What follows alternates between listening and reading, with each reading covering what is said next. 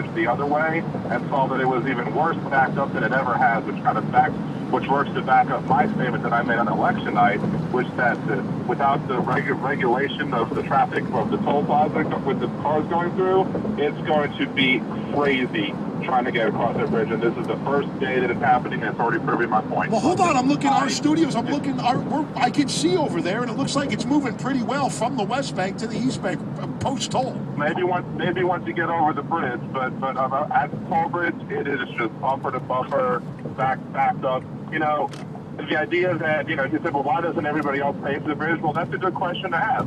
If any conservatives who are listening to this program, would typically say, and I would hope that a conservative say this, why shouldn't people who use the bridge pay for its upkeep? Why shouldn't people that use other bridges pay for those bridges' upkeep? So the idea that, other people aren't doing it doesn't necessarily make it wrong that this bridge maybe could be moved to lower the tolls if it's not needed to be as high as it is. Fine, I have no problem with that. But I'm glad this has happened, because for the next 2 months, we're going to see, if people like myself believe that the process of collecting the tolls and going through the bridge at a regulated pace, if that's from that many lanes to those few lanes, we'll see if I'm right or if I'm wrong. And if I'm wrong, then I'll admit that I'm wrong, and fine.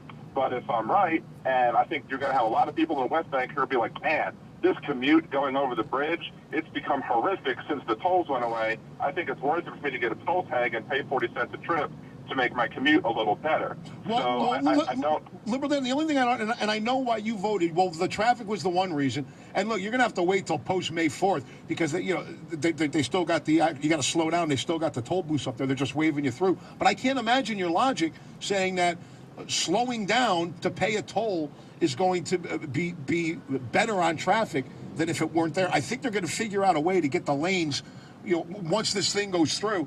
That's just my opinion. And aren't you bothered living in Algiers that this is the only bridge in the whole country to go over the Mississippi River that you got to pay for?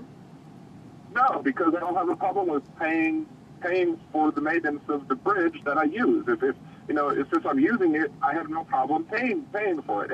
And if what some of the arguments now, the stop the toll people haven't yet put anything out there to confirm and say that, look, this is not going to happen this way. They say vague references, but there was the idea that some of the lanes have to be closed so close to the entrances are going to have to be closed.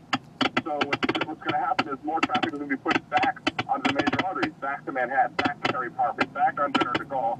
Give us even worse traffic on those roads as well, which I think will make even more people want to go for this whole to make sure that you have a better flow of traffic. Well, I got your point, Liberty. You're breaking up. Look, I appreciate the call. You're going to have to wait until after May 4th, and if the folks vote to get rid of it, then they'll redo it. They're going to knock that stuff down, and they're going to figure out a way to have the lanes so the traffic wouldn't be as much of a nightmare. But Liberal Dan, I can't imagine you thinking that stopping or slowing down at least to pay a toll is better for traffic, for traffic congestion. And again, the other big issue you had was the maintenance of the bridge. The thing's maintained, and it's going to be maintained. That's what look when we pay for a gallon of gas. Some of the tax on every gallon of gas we pay goes to maintain that bridge. It's that simple. And I had an idea when we were talking about this back in November. Because when everybody in New Orleans, Mitch Landrieu, the mayor, Jackie Clarkson, the city councilor, when they were all screaming how we need the tolls, or the lights would go out, nobody would fix them, the grass would grow over, we wouldn't be able to see the bridge, it would be horrible. How many Mexicans hang out in front of Home Depot over there on the West Bank? Once a month, just go pick them up in a truck, and you go bring them up there, cut the grass, you fix the lights, and then we wouldn't call it the Crescent City Connection anymore. We call it the Sanctuary City Bridge. That's what we would call it. David and Gentilly. David, you have a response to... Oh, David, hold on. I'll get to you momentarily. Hold on. We got to take a quick break. You're next. And if you're on hold, stay with us, I promise. What do you make of this? Today, a judge nullified the Crescent City Connection vote on tolls. There's a new election on May 4th. There's no way they're going to pass then. This is something, huh? Get your reaction to this. Our number's 260-0995. We'll take more of your calls on this next. It's John Oskerlin here with you on Rush Radio, 99.5 WRNO. Republicans a little weird. Sequester. Hey. Updates at the top and bottom of the hour. Tempted by the fruit of another. That's enough, Loverboy. Rush Radio 99.5 WRNO.